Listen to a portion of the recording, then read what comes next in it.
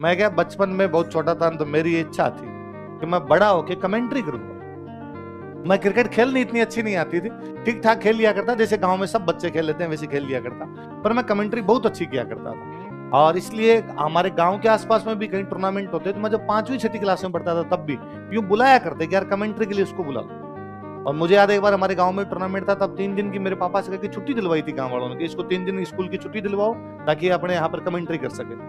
तो मेरा ये सपना था कि यार अपने कमेंट्री करेंगे। तो कमेंट्री अब सीखो कहाँ से?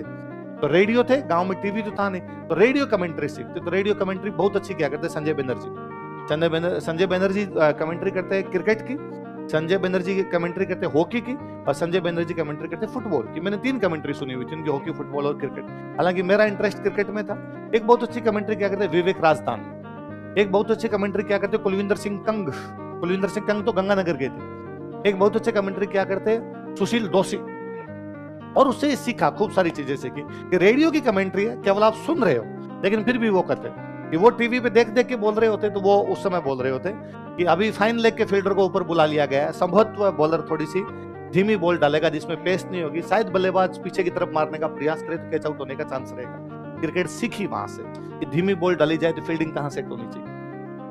वो वापस कभी बताते कि अब शायद लेंथ बॉल ट्राई की जाएगी क्योंकि मिड ऑन के फील्डर को पीछे भेजा जा रहा है। तो समझ में आती है कि लेंथ बॉल आ गई तो शायद बैट्समैन लंबा शॉट मारने का प्रयास करेगा, यदि ऊपर उठ गई तो मिड ऑन वाला फील्डर उसको कैच ले लेगा। वापस ज्यादा कभी आता कि अभी शायद 20 ओवर के बाद में जब बॉल थोड़ी पुरानी हो जाएगी और पिच में जैसे कि दरारें अभी हमें दिखाई दे रही है, यदि बॉल थोड़ा बहुत भी स्पिन होने लग जाएगी तो हमें लगता है एक बार वापस जो स्लिप का फील्डर है उसको वापस लिया जाएगा, राहुल द्रविड़ वापस अपनी उसी पोजीशन पर आकर खड़े हो जाएंगे। तब वापस आता कि ये जो बैट्समैन है ये खब्बू बैट्समैन है, और इनको देखते हुए लगता है कि अब सिली पॉइंट के पास एक और फील्डर लिया जाएगा ताकि उधर छोड़ जाए तो वहां पे लिया जा सके। शायद गांगुली अपने सबसे बेहतरीन फील्डर को वहां पर लगाना पसंद करेंगे।